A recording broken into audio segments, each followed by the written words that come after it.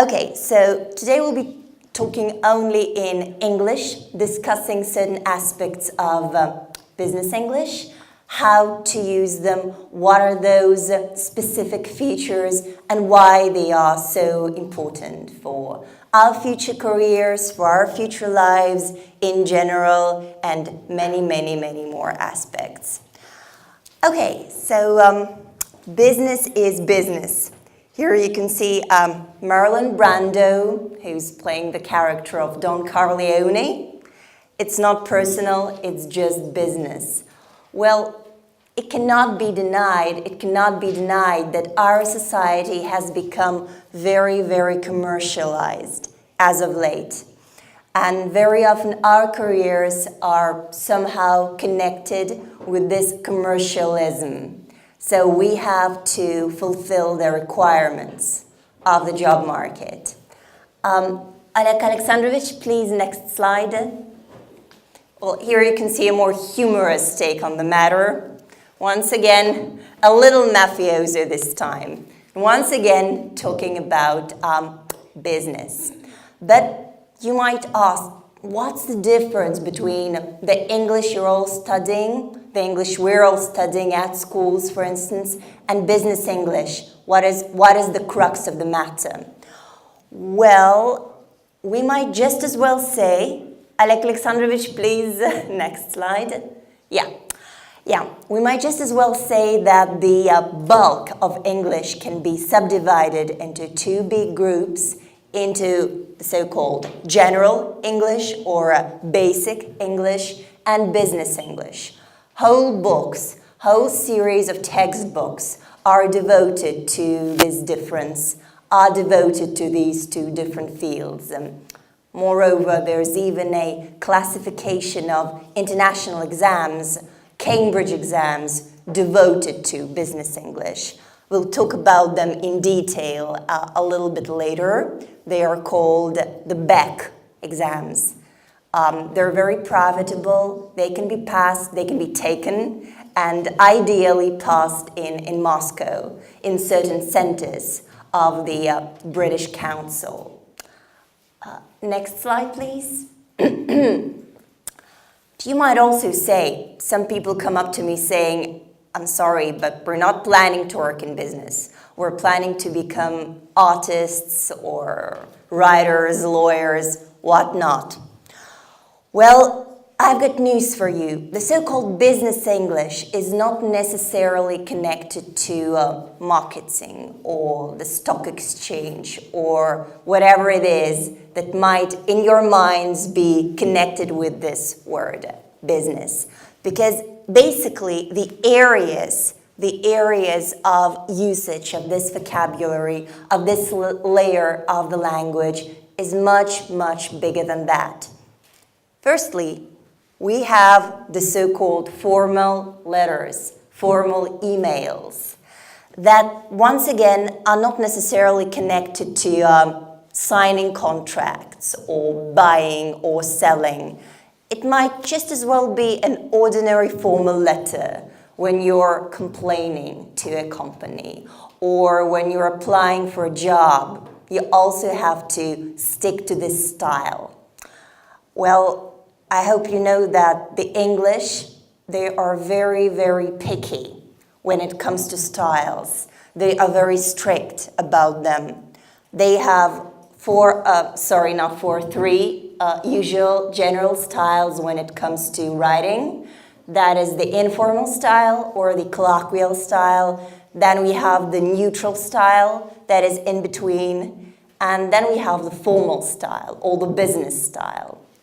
And these styles, they are very different. And frankly speaking, the Brits, they get furious when people make mistakes in style usage. This style usage can be both lexical and grammatical. For instance, when we're writing business letters, it's better to stick to passive constructions. Not the active voice, but the passive voice. It's supposed to be more formal. It's supposed to be more official. Then again, you've got to try to be more impersonal. Avoid using the pronoun I. Be more personal. Well, the personal style, it's more for friendly communication. Then again, try to avoid slang.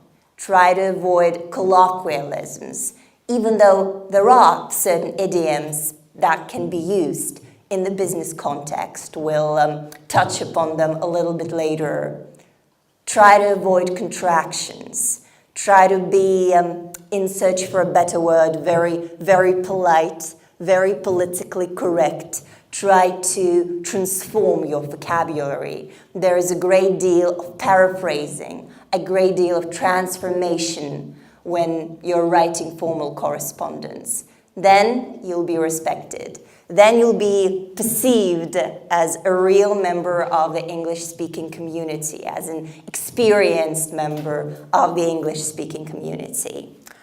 Then, this layer can also be used in presentations. I'm sure at least some of you have already tried making presentations for school projects, maybe for university projects, if you're already university students. And well, there are whole books, business-related books, about how to make a successful PowerPoint or not necessarily a PowerPoint presentation. What tricks to use, what tips to use to make it interesting, to make it colorful, to make it attention-grabbing. And it's really, really important to make your presentation attention-grabbing. And for instance, if you find yourselves among the students of our university, you'll have to defend your final projects in form of a presentation. So it becomes an official form of assessment, of linguistic assessment. And later on, if you start working, if you have meetings in your company, within your company, I'm most certain that you also have to deal with these presentations, with reports. And if it's an international company, you'll most probably have to do it in English. So you have to know the rules, you have to know the tricks of the genre. Then we've got job interviews, where you also got to be prepared. A lot of people keep coming to me, a lot of clients saying that there's an interview looming on the horizon. I'm planning to become a part of an American company or a British company, but I don't know how to behave. I don't know what to answer. I don't know the possible questions, what they're going to be. And there are special courses. And in our university, we have a special program dedicated to be ready for job interviews, so that you know what to talk about, so that you know how to present yourselves to your future employers. It's a whole big area, frankly speaking. And if in Russian companies, it's traditional to present yourself in quite a modest manner. In the English-speaking world, it's a different story. You have to boast. You have to brag, you have to stress your strong points. So it's okay to be a little bit chatty. It's okay to present yourself as a hero, because then you will get the job, then you'll get employed. And then, of course, we have those international exams that I've already mentioned. They are called BEC, Business English Certificates. There are three main stages, three main BEC exams, depending on the level. BEC Preliminary, then we have BEC Vantage, and then we have BEC Higher for advanced students. And as I've already mentioned, you can take them in Moscow, and if you get those certificates, they will be a huge plus during job interviews in your future employment. Now, a lot of companies, a lot of international corporations, they accept BEC certificates for job employment, for interviews. They do really accept them. And finally, last but not least, work itself. Negotiations, talking with clients, talking with colleagues, the small talk that is part and parcel of every single business communication. Well, this is one of the aims. This is undoubtedly one of the areas where you can use this kind of vocabulary and this kind of skills. Now, next slide, please. Oleg Alexandrovich. So here's a little task for you called General to Business. Now, this figure, this number 2, it's one of the things to avoid in business communication. It's okay for texting. It's perfectly okay for SMS messages, but do avoid things like this one. So, very often, if you want to write something formal, you have to transform standard vocabulary into something more official.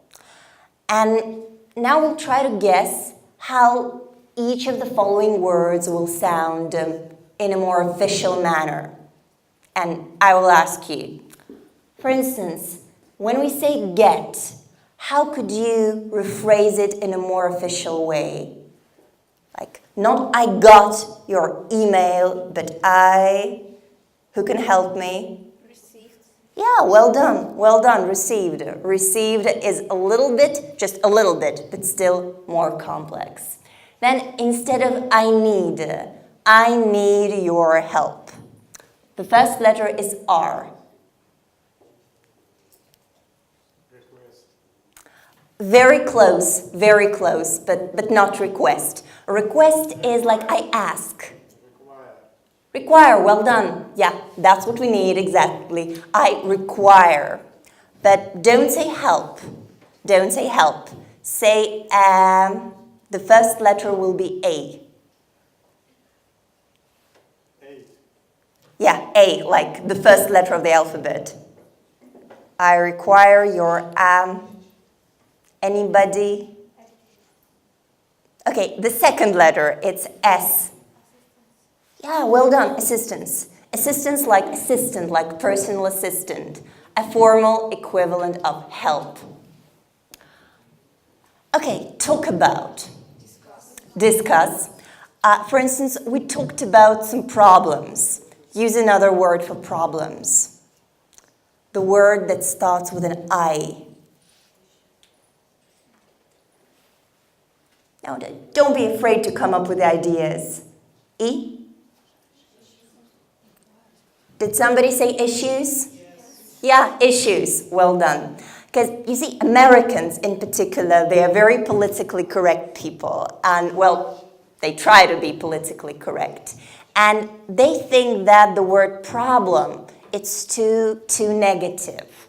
It makes people sad, it makes people depressed. So instead of problems, they say issues. In our company, we require assistance with a lot of issues, which basically means our company is on the verge of bankruptcy. Our company is in a terrible situation, but nobody will say it out loud.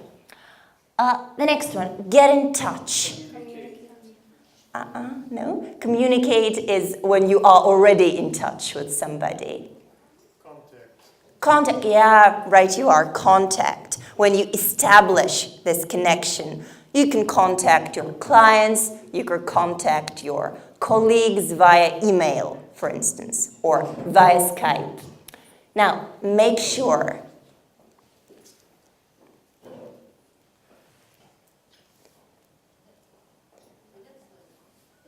it's very close to make sure, but it is one word.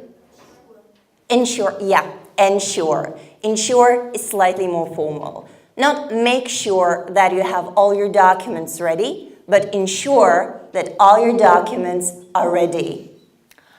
The next one would be a little bit strange, but still we can come across it. It's to give travel plans. For instance, if you're explaining your travel plans to your boss, you are PI. So first it's a verb starting with P, and then it's a noun starting with I. I know this one's more difficult. The second is R, pr. It's like polletudes almost. Any ideas? I would take anything. Pr. We say an internet pr. Who's your internet pr?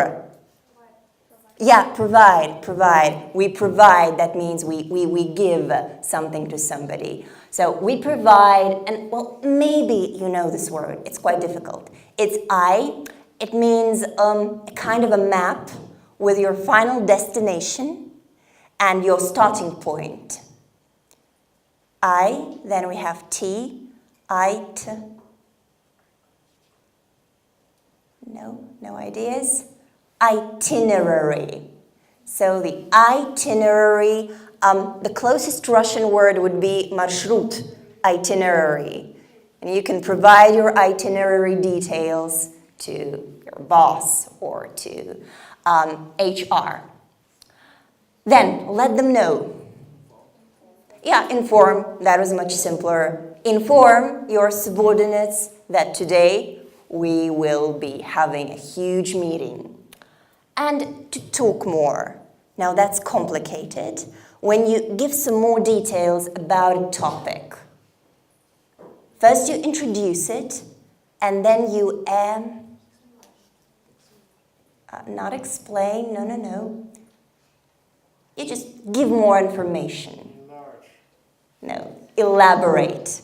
So to elaborate on something. When we elaborate on a topic, we give more information about it. Elaborating is very important, sometimes a little bit boring though. Okay, well done everybody, well done, you know quite a lot. Next slide please. A couple of email expressions that might come in handy when writing these formal pieces of writing that begin with Dear Sir, Dear Madam. When we don't know how to address the person, we should write something like this, Dear Sir, Dear Madam. If you're attaching a document, it might be a Word file, an Excel file, a PDF document. You can write, please find attached. Of course, a person is not blind on the receiving end. He will see the document, but still it's considered polite to write about the attachment, if it is there. Because who knows, he or she might miss it. We're all people, we're all human beings. Then, I'm forwarding or I have forwarded something to you. So to forward means to resend. That means somebody sent you a message or a document or an attachment and you're resending it to someone else. You're forwarding it. Then we have something tricky. I've CC'd somebody on this email. Now, who can tell me? Probably somebody knows what CC means. To CC. No, that would be CV. Close, but no. That's a CV. And this is an action. You can CC. Any brave people? No brave people. Okay, that means to copy. So to CC means if you say I've CC'd Mr. Smith on this email, it means that I've sent a copy of the email to Mr. Smith. That means I send the email not to one person but to several people at the same time. Okay, now the easy point. If you have any questions, please don't hesitate to contact me. Instead of wait, don't wait to contact me. Say hesitate. It's more formal, much more official, much more polite.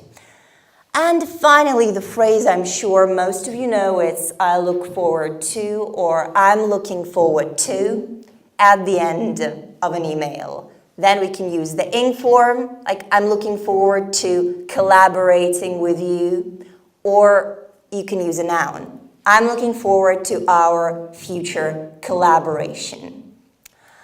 Okay, of course it's just the tip of the iceberg, but still an important tip. bear it in mind whenever you're writing, whenever you're complaining, or whenever you're applying for a job.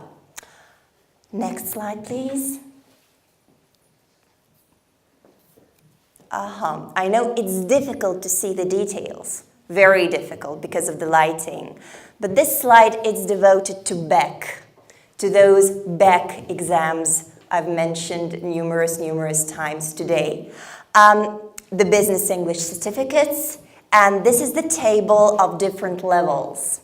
As you know, there is a scale called CEFR, the scale of levels from A1 to C2. So this is the scale here, and here you see the Becks. This is Beck Higher, C2, Beck Vantage, B2, and Beck Preliminary. It corresponds to B1. So if you are B1, and I'm sure most of you are B1, you can take a business English course and you can try to pass this Beck Preliminary exam. It's accepted in many countries, in many universities, including Harvard, and in many international corporations. Next slide, please. Okay, now a bit of theory. We'll be sort of diving into theory every once in a while today. Since we're talking about business communication, of course, it's not only writing, it's not only letters, it's also the whole world of negotiating. And here we have the planet and we have different cultures. And by cultures, I mean not the Russian culture or the American culture or the European culture. No, I mean something different. I mean the business cultures. And basically there are two worldwide, and one of them is called the individualist culture. The individualist culture. And in the picture you can see a typical representative of this culture. Well, I can't tell you where he's from, or probably he's American, who knows, because there are a great many individualists in the United States. He's very task-oriented, some kind of a Superman, probably very self-confident, very assertive, and he doesn't care about others. I mean it not in a selfish way, not in a negative way, but he's more concentrated on personal success, and the earlier it comes, the better. So next slide, please. So those individualist cultures, they're all about rationality, rational thinking, analysis, analyzing, logic, and finally systems, the systematic approach to doing whatever you are doing. And as far as the countries are concerned, among individualist cultures, we can name America, the United States, Western Europe, not all the Europe, but Germany, but the Netherlands, Norway, Scandinavian countries, probably a little bit of Russia. Well, Russia is somewhere in the middle between the two countries. We're always in the middle. We have a lot of influence on both sides of the spectrum. So some of us are probably very individualist, whereas some of us might be very collectivist. Next slide, please. So that is the other side of the spectrum, collectivist cultures. In collectivist cultures, it's all about teamwork. People care much more about emotionality, about interpersonal relations inside the group, inside the team. For them, for instance, for some Japanese people, their company, their corporation is something close to a family, and their boss is, well, probably not God, but a father. He's like daddy to them. And it's not a game, it's very sincere for them.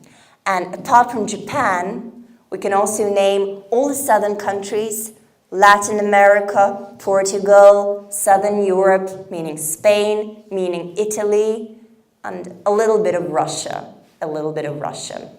On the next slide, you can see the main whales that collectivism stands on, which are personal relations inside the group, intuition, emotions, and sensitivity.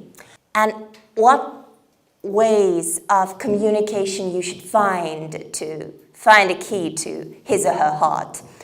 For instance, it's very difficult for people from Japan and from the United States to work together because they have completely different world outlooks. And in Japan, for example, status is supposed to come with age. So, for instance, if a managing director, if a CEO of a big Japanese corporation has to hold negotiations with a young American who's, let's say, 25 or 30, and who already has the same social position, it would be very offensive. So the Japanese colleague would be totally offended by that. And that is the difference that we should always bear in mind, the difference between business cultures. Okay, next slide, please.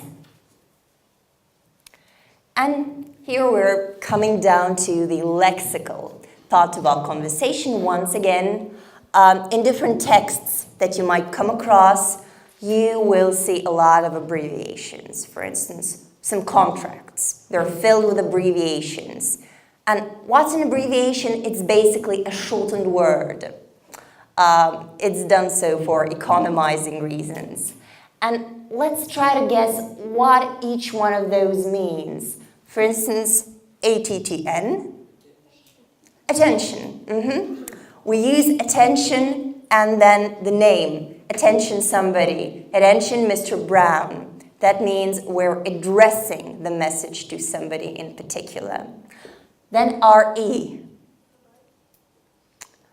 Reply. That's a very common mistake, but no, it is not reply, even though a lot of people think it is reply. It is regarding. Regarding a certain topic.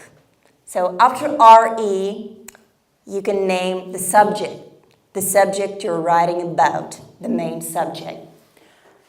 Then we have a couple of positions. ASST, assistant, well done.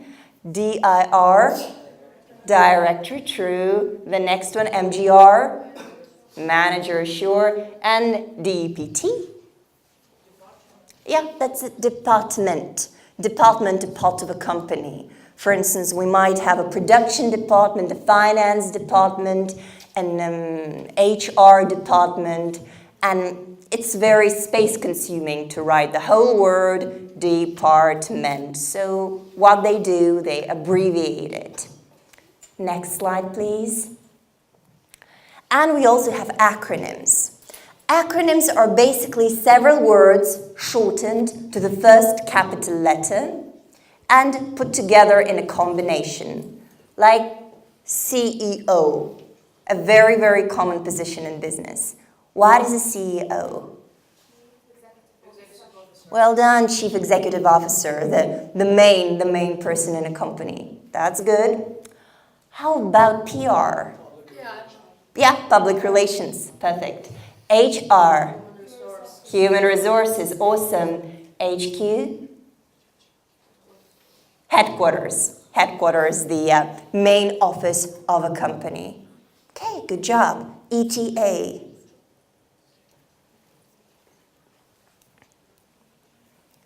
ETA.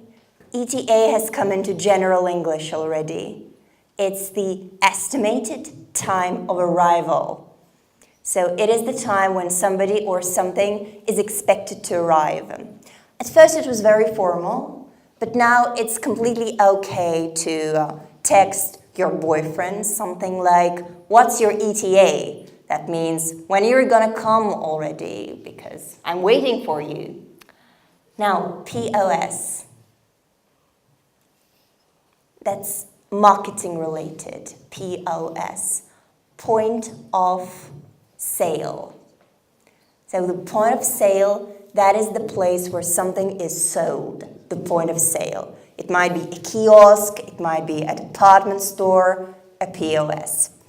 Then we have an ATM. We all use ATMs when we need money. No? Nobody? Yeah. I hear some versions in Russian, and they are right. But in English, it is an automated teller machine. Automated teller machine. You use them for your credit cards to withdraw some cash. Next slide, please. Something else. ROI. ROI. That's financial English. It means return on investment. Now, what it means is the profit that an investor will get after investing in a company. The amount of money he will get in the end. That's the ROI. An MBA? Yeah, that's it. Well done. The Master of Business Administration. So it is a degree, a very prestigious degree that a lot of people strive to get. The next one, VAT. Yeah. In Russian, it's NDS. In English, it's value-added tax. Value-added tax. Once again, financial English. Then we have marketing. Again, a USP. Unique selling point. That is the unique characteristic of your product that will make it better than other products. For instance, some people say when talking about Apple that the USP of iPhone 7 is the camera. And it really does have a very, very good camera, this iPhone 7. So it has a USP. And finally, LTD. Limited. That means limited in Russian, that is o. When a company has a limited responsibility. So it is a way of forming a company. When you form it officially, it becomes an LTD. Next slide, please. Just a little bit of fun. A little bit of fun after all the business talk. How to call your colleagues that might be surrounding you, that will be surrounding you. The first characteristic is a little bit positive, a little bit negative, maybe. It's an eager beaver. Now, who can try to explain what it might mean? Who can try to guess? And the picture is very self-explanatory.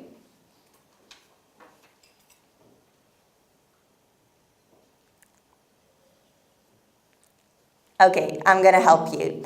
Well, an eager beaver is a person, like the one, well, actually an animal, not a person, who's very, very willing to do a job.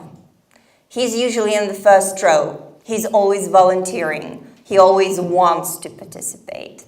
And that's an eager beaver. Some people say that's natural, but why not? If a person wants a promotion, he can become an eager beaver. I'm not sure that we have a Russian alternative, so for all those expressions, you just have to understand the gist.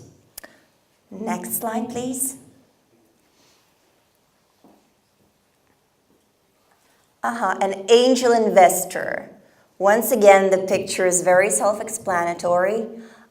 It's a very positive characteristic. An angel investor is almost a philanthropist who helps small companies, startups, by investing money into them. And that's an angel investor or an angel businessman. Next slide, please.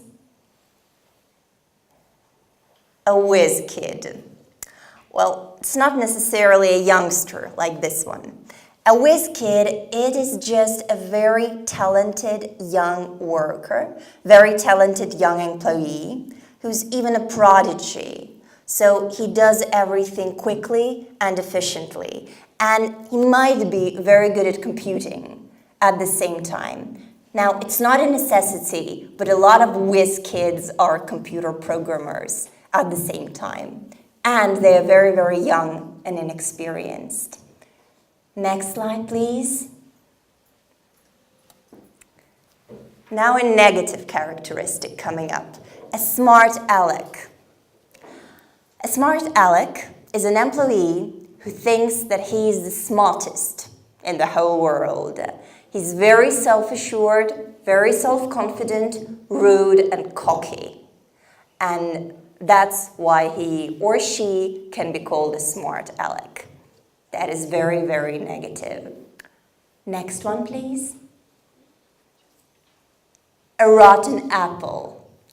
Now, here's the metaphor is very clear. A rotten apple is not only rotten by itself, it can also contaminate other apples, making them rotten as well.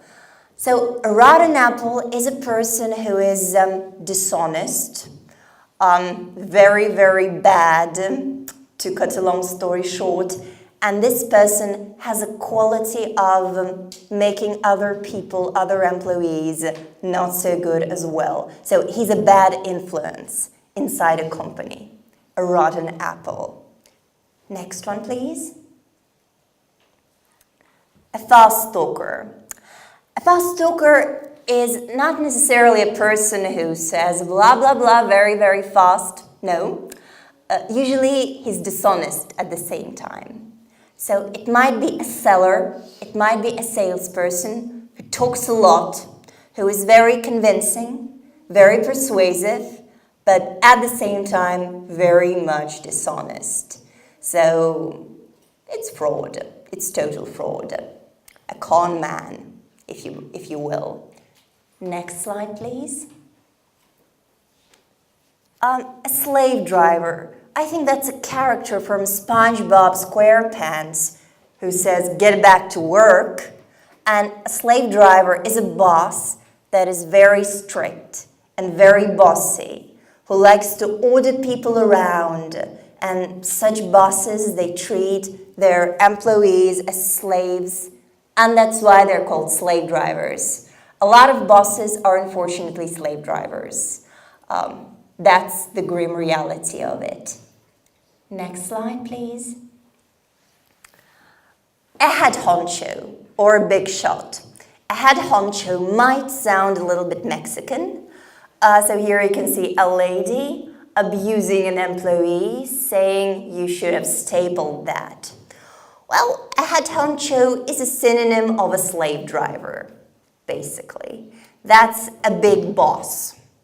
But a slave driver is always negative. Head honchos can be different. So not all of them will behave in this manner. Sometimes head honchos are quite nice. So it's a neutral characteristic. Next slide, please. A number cruncher. A number cruncher, that's a person at the workplace who's either an accountant or a mathematician, but he really likes working with numbers, and he's really, really good at it. A lot of talented accountants can be called number crunchers. That's normal. The next one, please. A pen or a pencil pusher. Unfortunately, this role in life is getting more and more popular, more and more common. So a pencil pusher or a pen pusher, it's a very low position in a company for a person who does almost only administrative tasks. So it might be a secretary, it might be a regular office worker who has no responsibility and no exciting projects around. And he'd be called a pen pusher. That's a hell of a job. The next one, please. And a whistleblower. Once again, it's difficult to really see the details of the slide, but there is a guy with a whistle and a lot of knives around him. So he's not the most popular guy on the block. A whistleblower is somebody who works in a company. He finds out something bad about it. And he immediately goes on to tell the police, the authorities, or the tax service. In Russian, he would be probably called a yabeda. That's the closest. That is a whistleblower.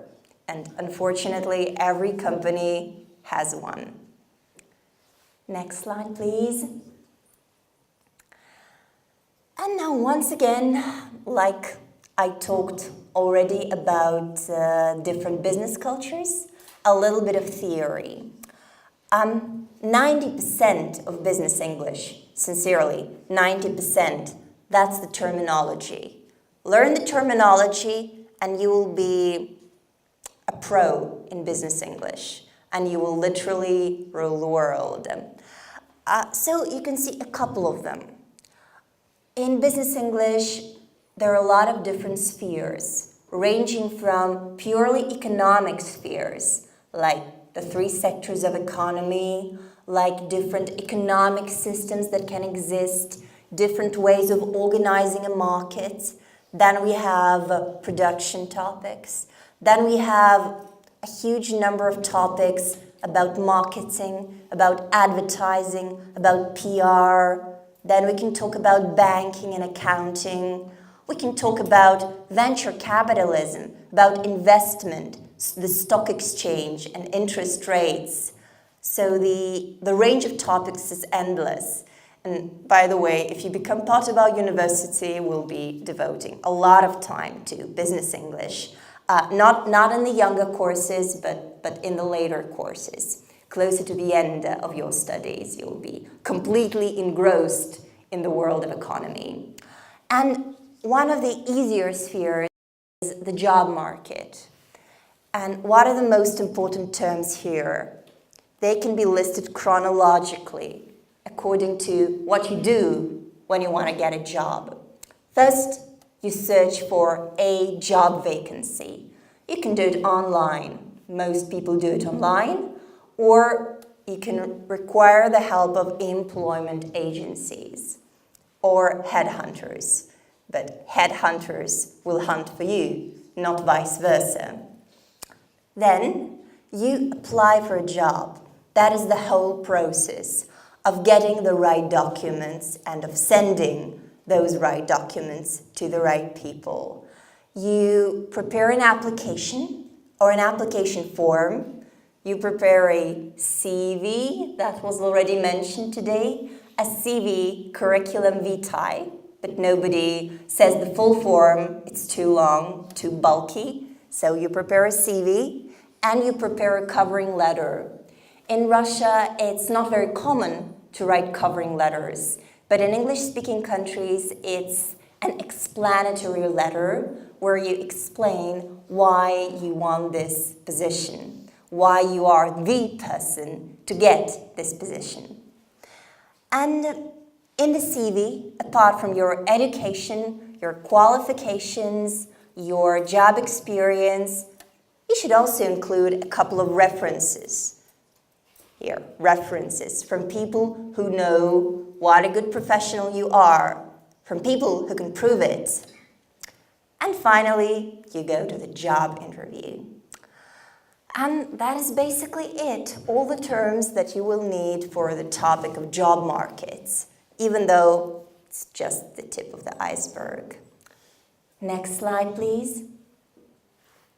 A couple of words about marketing. So in general, marketing, it can be defined as the art, even not a science, well, an art and science at the same time, of selling products to people. And knowing how marketing works is one of the most important aspects of BE. There are 2 concepts. One of them is quite old-fashioned. It's called the selling concept. And the selling concept is very aggressive. It means that people should be forced to buy products that they don't really need. And there's the marketing concept. That's a new concept. It's very humane, in search for a better word. It means that the market should be studied and people should buy not the things that they are forced to buy, but the things that really fit their needs, the things they really, really need. That's the new concept that is all around the world markets nowadays. But unfortunately, those needs, they can be created by business people. So we might not even know that we want this iPad before we become subject to advertising. And then we think, oh, I can't live without this thing. I really, really need it. I'm going to die without it. And we get loans from banks to buy it. And that's how the marketing concept works. Next slide, please. And just imagine that you became a business person and you want to sell a product and you want to sell it successfully.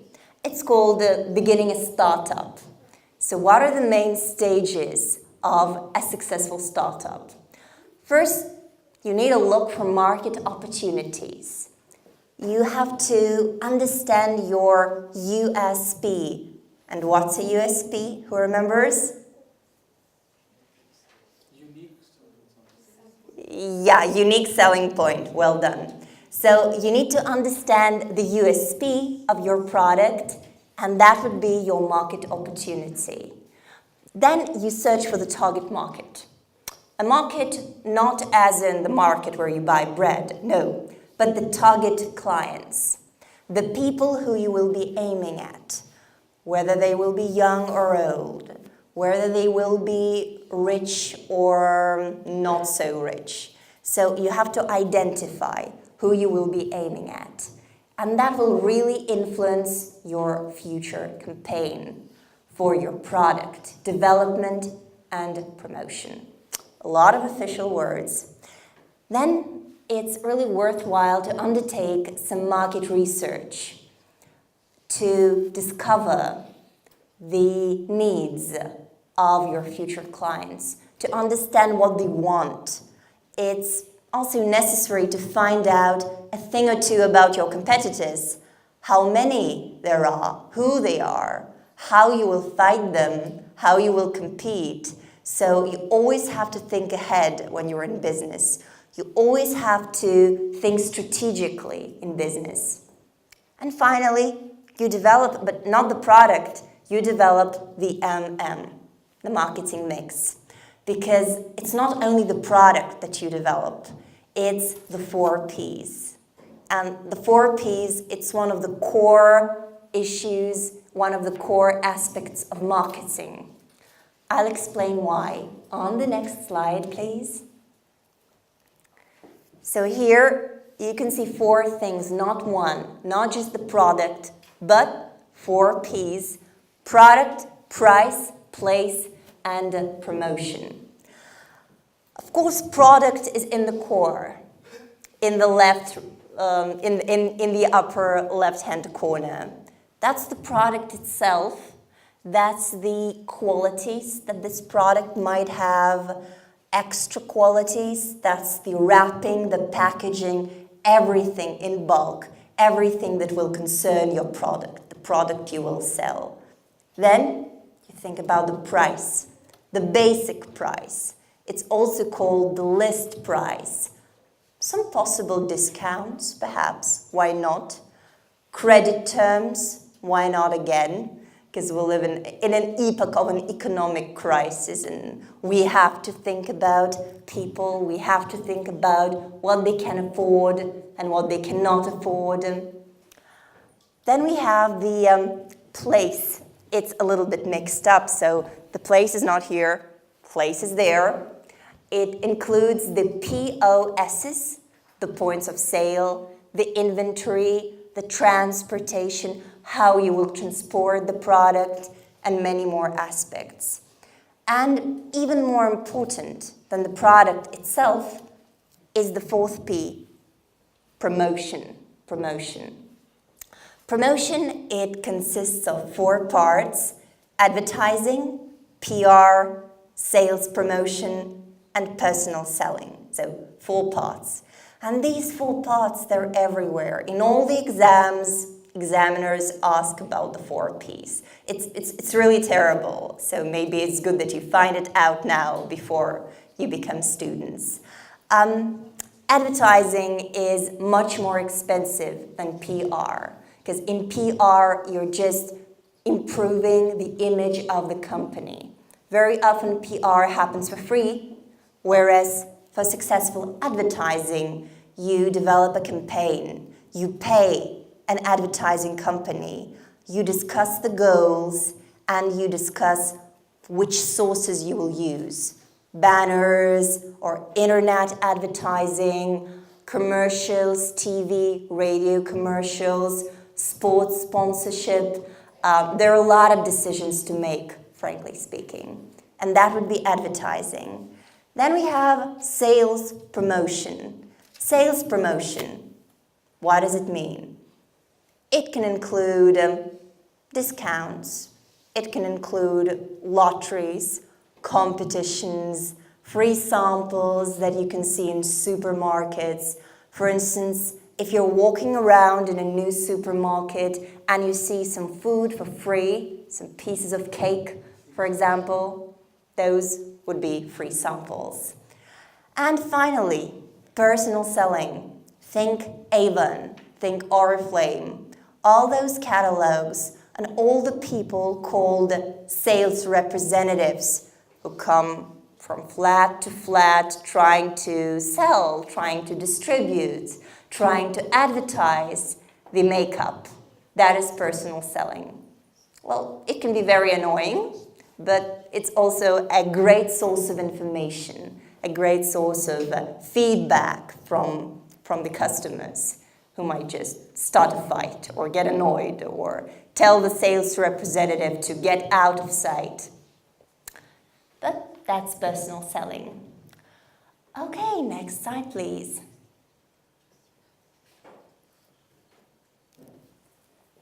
Once again, we're experiencing some visual problems, but to cap it all, if you find business English worthwhile, if you find studying it worthwhile, of course, you'll need the help of some textbooks.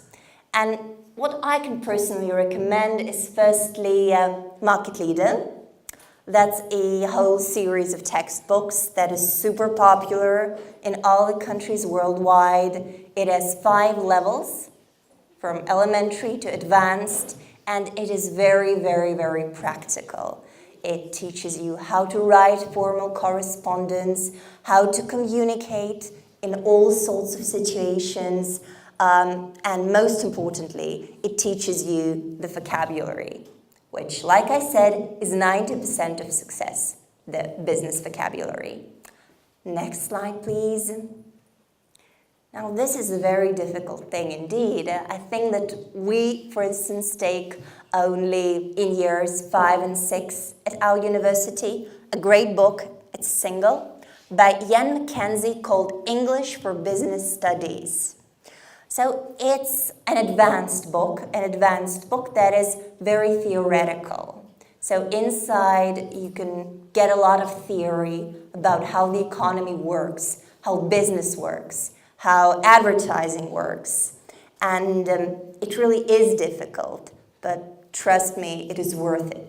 It is worth studying. Next slide, please.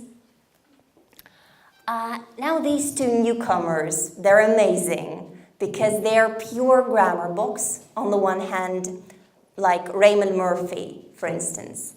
There are 2 editions. One of them is easier. The second one is from intermediate to upper intermediate students. And their grammar is given in a business context. So every grammar aspect, it's exemplified by business cases, by business situations. It's a very innovative approach.